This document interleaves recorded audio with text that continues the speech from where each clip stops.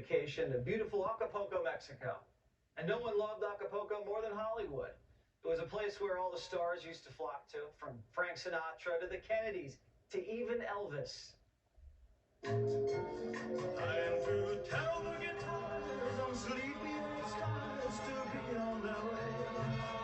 It's such a beautiful morning for a holiday. Acapulco was Hollywood's playground, but then the cartels came in and the celebrities booked trips to Monaco and St. Bart's. And Mexico was forced to start selling itself at a discount. They went from catering to the rich and famous to hosting spring break. Dude, there's gonna be chicks walking around in bikinis. I don't know how we're gonna pull it off. It's gonna be insane.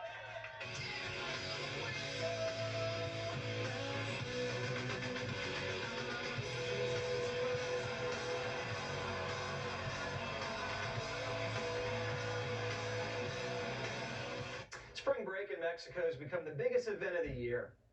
At least 30,000 college kids fly in every March and April and go all out.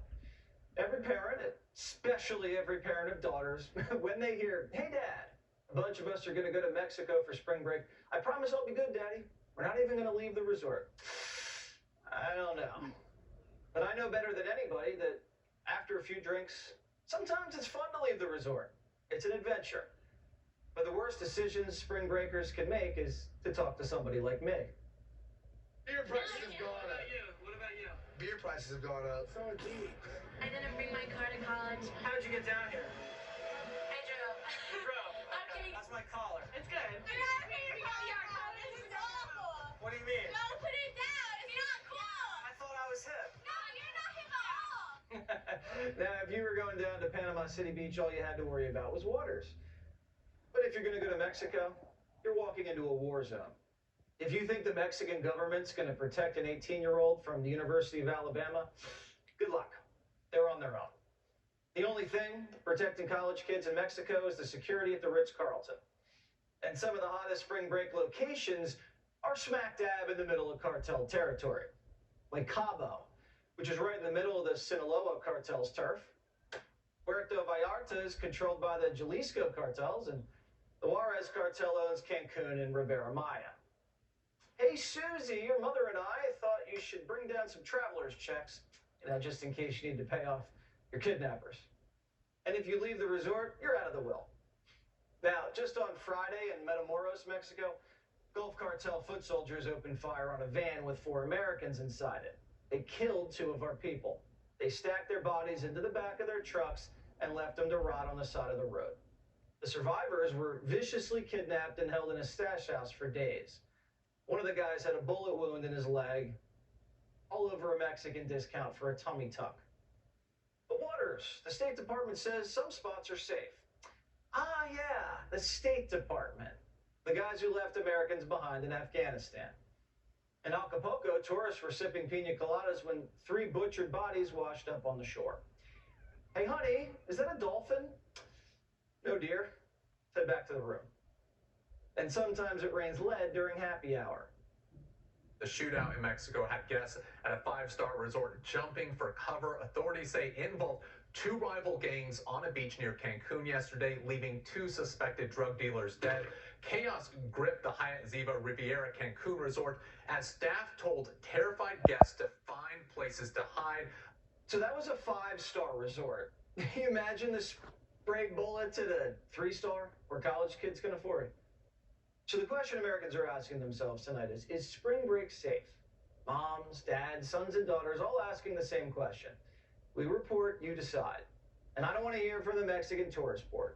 Prove me wrong, Mexico. Fly me down there, first class, and put me up at a 5-star. And if nothing happens to waters and I come back in one piece, I'll say it's safe. But until then, Primetime's issuing a travel advisory to all of Mexico. Our neighbors can't be trusted. I'm not vacationing in a failed narco state if there's other options. Minnie Madoff tells me the Bahamas are nice, and it's a shorter flight. The only crime down there is white collar. But despite all the drugs, the violence, the human trafficking, Biden's top intelligence officials laser focused on, you guessed it, white supremacy. Transnational, racially or ethnically motivated violent extremists continue to pose the most lethal threat to U.S. persons and interests. Are you serious?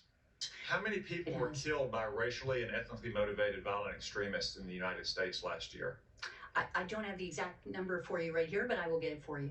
How many people were killed by fentanyl in the United States last year? As you know, it's over 100,000 for fentanyl. But so isn't that a more lethal threat? Yeah. So what's the strategy to pulverize the cartels? Because Biden doesn't have one. Senator Lindsey Graham wants to go on offense, says he wants the military option on the table. Drug cartels in Mexico have been terrorizing Americans for decades. We're going to unleash the fury and might of the United States against these cartels. We know where you live and we know how you make your money. So my goal is to make sure you don't sleep well at night. That the cost of doing business when it comes to poisoning America goes up. That when you try to get somebody to join your cartel, they'll say, no, thank you, the last guy got killed or went to jail. Until you do that, nothing's going to change. If Lindsey wants war, Lindsey's going to get war. Everybody should know that by now.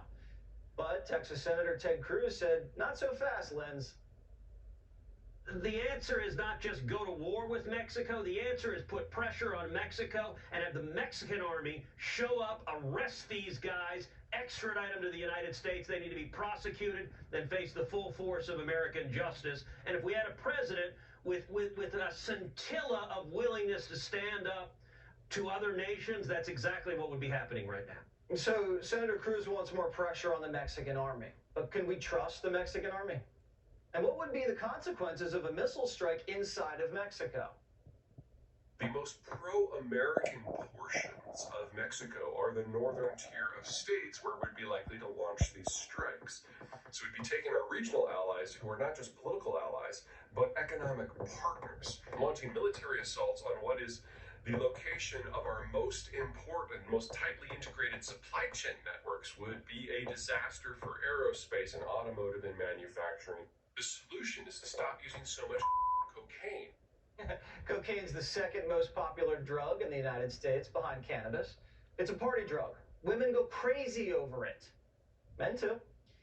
So while we all try cutting down on the blow, we need an immediate solution. The human trafficking is making more money for the cartels than the cocaine trafficking. So if Biden could control the border, he'd cut cartel profits in half. So until Joe Biden either gets Hunter to stop doing so much coke or shuts down the border, spring breakers, you're on your own. Let's bring in Tom Fuentes. He's a former FBI assistant director. So Tom,